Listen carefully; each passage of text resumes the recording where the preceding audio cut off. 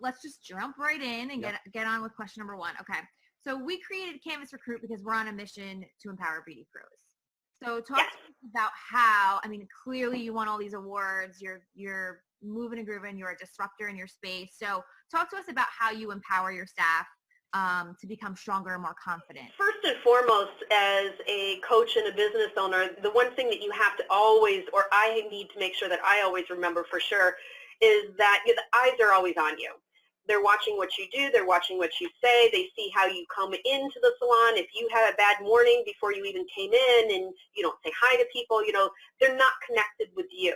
So having a personal connection with each employee, I think, is first and foremost the most important thing. And then living in the trenches with them. A way to show them how to is to actually just do and live what they're living, because how can I expect them to understand what it means to do a very precision haircut if they don't see me doing it every day, if they don't see me following the steps, they don't see me following our systems that we've created in the salon. Yeah, they have that saying that the one leader says, go do it, but a good leader says, let's go, or whatever that saying is. So exactly. Yeah, definitely. You hold the hand and you run together. Yeah. But also, too, I just want to add, I think being there and being present is also allowing you to see things that may not be working, or some people are having a bad day that you could help right away, or things that you could kind of, nip in. Totally. So how do you split up your day? So let's pretend you want to be out there, but you also need to be owner and boss lady. So how does that day work for you? Well, obviously, as most owners know, you come in with your to-do list ready to do everything you want to do, and you want to just go boom, boom, boom, boom, boom, and crank it out. And you walk in the door, and real life hits. The people that I am working with are the most important people in the world. And if something needs to happen with them, then that's what I'm going to do. Always being present and being available, it's got to be my first and foremost on my to-do list, besides just having my checklist of what I need to do. Making contact with every single person as soon as I walk in the door. That's my thing. I got to say hi to everybody. I have to see them. I want to make sure everybody has what they need. And then I've got my to-do list when I come in my office. I also do one-on-ones with my staff once a month, so they come in my office. The one-on-one is set up in a way that when we sit down to talk, it's like, for them, what's the most important thing we need to talk about next, what their goals are, so that I can help them. So we also have a team meeting once a month. So yesterday we had our team meeting, and we went over, at the end of the meeting, one of the things I decided to do was ask them, what's your biggest dream and your goal that you want to accomplish this year? And if your biggest dream and goal is what you want to accomplish this year, how are you going to do that? What are your roadblocks? And I had everybody write those down, and I said, and then when we come in and we do our one-on-ones, we're really going to dissect how are you going to get there. Let's create an action plan for you to reach that goal of whatever it may be. Well, I love that you start your day off by walking in and saying hi to all your employees, because there's actually a study that says when you walk in and you talk and you humanize and you have conversations with people, it just sets you up for a really successful day and you make things happen. So that's super awesome. I also love that you co-create with your employees about what they're looking to accomplish, because everybody's goals are different. Everybody's perception could be different. So I love that you kind of set up this safe space where they can come in and co-create their future goals with you. So super, super cool. Yeah, I mean, love it. It's interesting. Every really successful leader that we're speaking with is, when they talk about what they're doing in their salon, they all focus on finding out a way to help their staff meet their dreams and goals. And we're seeing that a lot, and it's a big trend. So it's interesting that you're saying that. Yeah, no, I love it. Amazing. Yep. Okay. So Studio Wish has been recognized by the top 200 salon multiple times. Obviously you have a winning culture, but talk to us about why you think your team is fully aligned with your vision and your mission. So how do you get everybody on board? When I went into this year, I picked 3 words that I felt really kind of spoke to what my goals were for this year. And it was morph, which means that there are things about myself that I might need to alter or change. And then there's transform, which some of those things that I'm looking at will transform. And then the other one was shift, because there's a lot of times where you're doing something that's the same over and over and over again, but sometimes you need to shift it. So when you're morphing and you're shifting and you're transforming things, you're looking at things from different angles and different perspectives. And by taking things and looking at them from different perspectives, you can really form better connections with people. I think that we tend to have this image of what we believe the perfect employee is going to look like, what they're going to act like, how they're going to talk, what they're going to do. And then when we hire somebody and they don't fit that mold 100%, we feel like we've been let down. And I'm speaking from personal experience of having lived that way. And so what I've learned is that that's not how people work. That's not how I work. So I started changing the way that I look at things and change the way that I view each of my employees, and I find out what motivates them, what drives them, what is it that they want to achieve that I can help them with.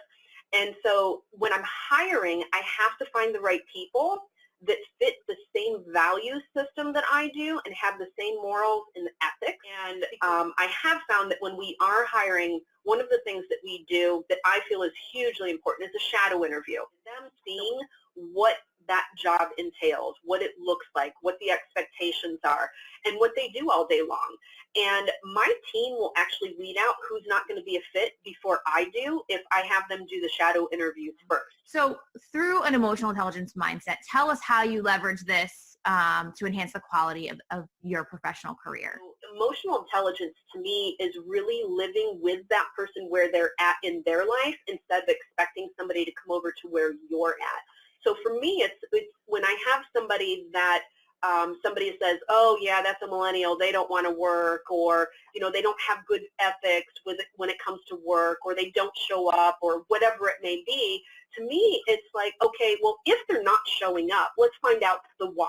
Let's listen to what's going on in their life, because sometimes they may not have had anybody ever ask them why, or what do you need help with. When you're intently listening to somebody and utilizing it to help that person grow, makes a difference in your own life and allowing them to be who they are in your space instead of trying to mold them into something else. So emotional intelligence really is, you know, being okay with who you are and being okay with who someone else is. And to me, that just makes the best part of, you know, enjoying your day is being around those people that, you know, build you up and you can build them up. And it's a win-win on both sides. You know, a lot of people will say, make sure you run your business with your head, not your heart. And I have a firm belief in you cannot run your business with your head if you don't have a heart. So make sure you have a heart first and that your heart is extremely present, and then your values are centered around being heart-centered, and then your business side will be present. Your business side is your knowledge of your numbers, knowing where you're at, your statistics, being able to read a P&L and understand what that P&L actually means, because you can't just run a business from emotions and feelings. You have to have the business aspects of it. So the heart part is really the connection part with your employees.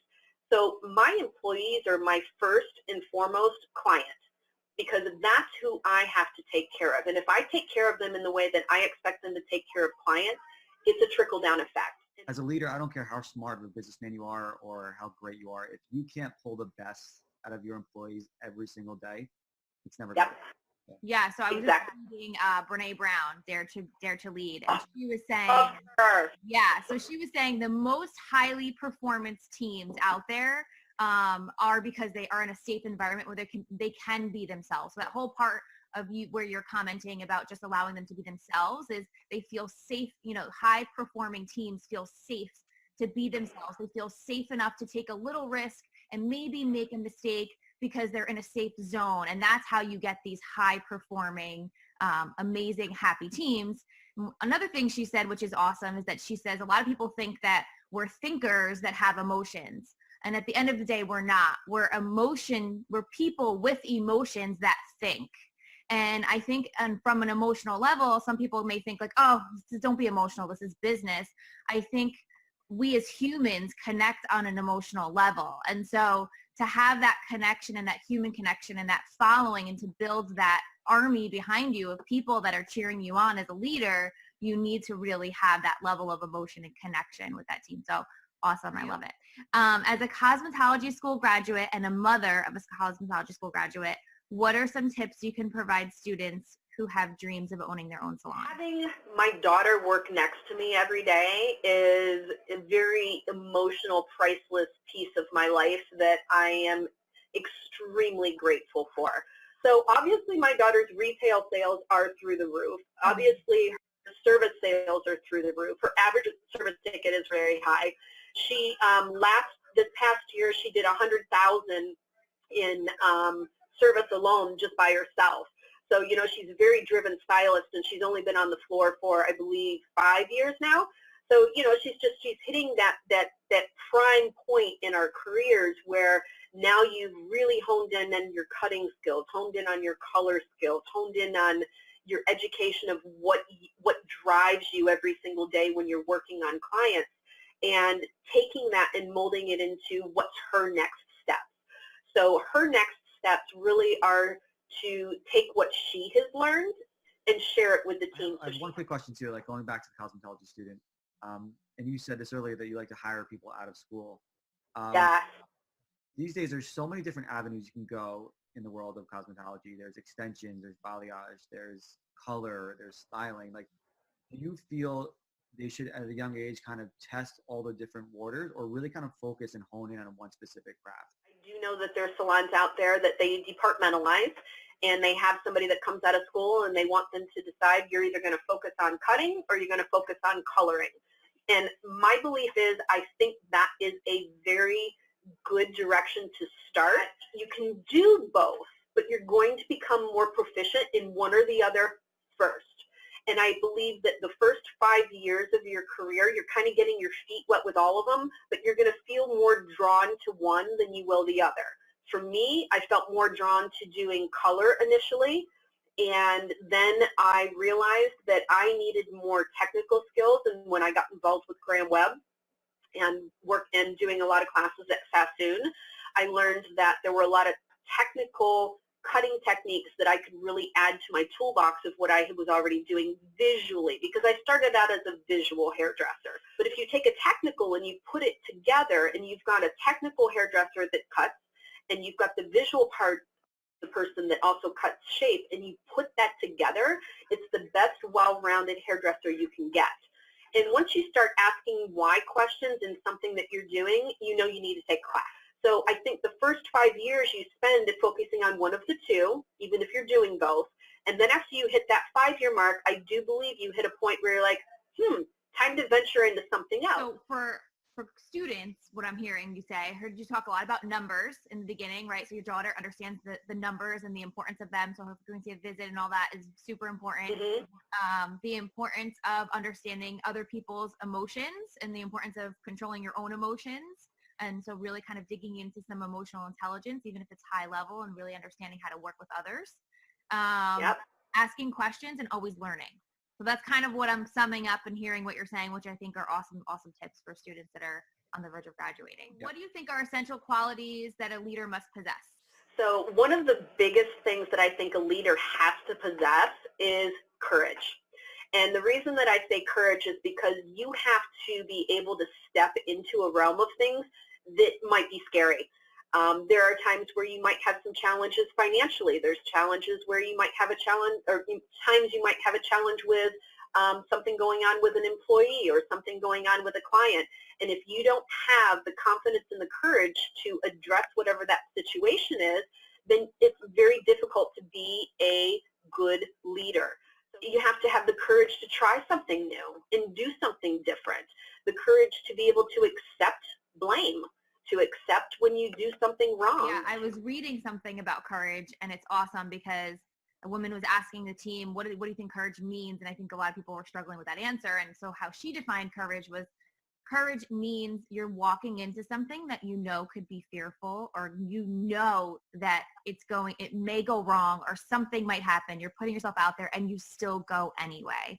And I just think that that's an awesome, attribute. And I think that that's like great word to use. I love that too. We just posted something yesterday on Instagram, and it says, everything you ever wanted is on the other side of fear. Has anyone shared with you what fear stands for? Yes, false evidence appearing real, which I love. So we have that voice in our head that's constantly talking and constantly telling us, this is right, this is wrong, we need to do this, we need to do that, watch out for this. It's created in our minds to keep us safe. You don't feel safe and you feel threatened in any way. You're feeling threatened because of some belief that has been conditioned in you at some point in time in your life. And our first original beliefs come from the age of 3 to 5. And so those ages beginning, or that belief beginning at the age 3 to 5 really molds how we look at the world around us as we grow. So that fear is false because it's that story we keep telling ourselves over and over and over in our head. It makes our lives so much easier to finally stand up for ourselves and say, I have control over that voice in my head. I have control over what that voice tells me in my head, and to push through that fear, because we do have to push through that fear. There's nothing worse than having roadblocks in your way and not feeling like you can see around them. And sometimes to be able to see around those roadblocks, you need to look around you of who you have in your wheelhouse that can help you break through that fear or break through that wall, whatever it may be. And there are times where we think we have to do it on our own. Yeah, I think there are fears too that you don't even realize you have. Like for the longest time, until I took a class and really kind of went back, and you're right, they are those life-defining moments, you know, from 3 to 5, or even just before the age of 14. And I identified something with myself that I was like, okay, I always feel like I'm annoying. And this false belief came from a time when I was, 8, 10 years old. I was the youngest of a bunch of kids, and I was always like the annoying one. And so as an adult, I never realized how much that belief impacted me until I started to really go internalize and really self-examine my behavior. And I'm like, okay, I don't call friends enough because I fear that I'm going to be annoying. I don't, follow up maybe as much as I should because I fear that I'm going to be annoying. And then once you start to identify, going back from a childhood level where you don't even realize these little things are a big deal in your adult life, once you start to recognize these patterns, now you can shut them off and say, I'm not annoying. That's a false belief that's carried me from my childhood, and I can go ask this person, or I can rely on this person, or I can ask for help. For me, I think I grew up with the mindset of asking for help means you're weak, or asking for help means, you're not smart enough, or whatever the case is. And it was a very negative, connotation for me. And so every time somebody's like, oh, ask for help, it's like, I don't want to ask for help. I don't want to annoy them, and I don't want to feel like I'm dumb, or, and now as an adult, understanding that that's a false belief kind of transforms every interaction I now have, because I know that it's a false belief. So yeah, love it. And that's why we want students and stylists and to really start focusing on emotional intelligence, like we talked about, because the earlier you can start understanding and realizing those false beliefs, the better person you're going to be. And I think going back to students real quick, I think another good tip is, we talked about this the other day, is your network is your net worth. And I think the earlier they could surround themselves with really great people, it's just going to better their career. It's going to better who they are. And kind of, I know it's going to be hard, especially at a younger age, to kind of weed out people that are maybe more negative or not as positive as you want to be, but you have to do that. Totally agree. And it's interesting, you bring up the, that your false belief of what you've believed about yourself for years. I'll be very vulnerable with you right now and share with you what my false belief is, which I don't share very often, but you know what? It's one of those things that when you share it, it doesn't make it so big and scary. My false belief is that I'm nobody.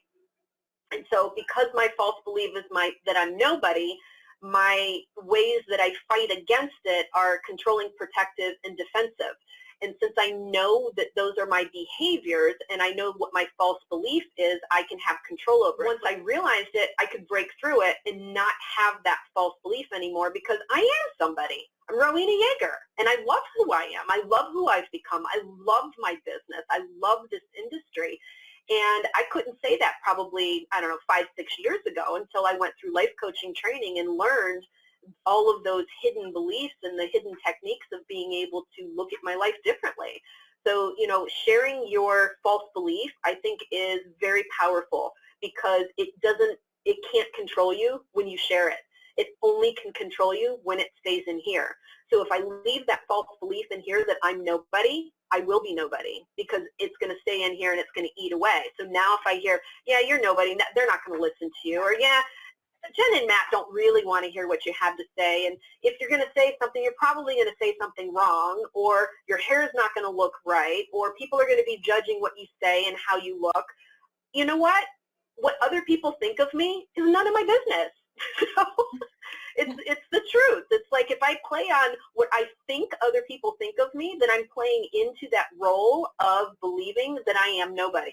I think that's great too, because in this industry, everything is so, you're putting yourself out there all of the time, whether it's on social, whether you're in the salon, there's people watching. So it's probably a big fear that a lot of people have, especially in this industry, because everything you're doing is out in the open. Everybody's watching what you're doing. And it kind of has to be that way to stay relevant. And thank you for sharing that vulnerability, because from our standpoint, I mean, looking in, you are Rowena Yeager. I mean, you are like the top of the top. I mean, you're such a great leader, and so many people know you, and you're doing amazing things and making an impact. So it's kind of amazing from the outside looking in. It's like, you know, a lot of times we think people have it all together, and, you know, a lot of times they're really just everybody's figuring it out, and we're all connected in some way. And so it's super powerful. Yeah. So thank you for sharing. People, this is our last question. What is your ask for people watching this interview? My ask would be to just be kind to people. Be open, be honest, live your life with integrity. And then my other big ask is to really listen to Matt and to Jennifer with their new journey of what they're doing, because I think you guys are really onto something. I think, you know, I'm a connector just like you guys are, and you found a way to try to connect hairdresser to hairdresser, salon owner to salon owner through your platform, and I think that that's brilliant. So I want people to understand that it's something different, but it's something cool, and to really delve into what you have to offer with your platform, because I think it's going to be fantastic. So, you know, be open, be kind, you know, take that emotional intelligence of what your belief is of who you are, and love. Awesome. It's amazing. Thank you so much. I really You're appreciate welcome. your time, Rowena. You're the best. We love you. Love you too. Mwah.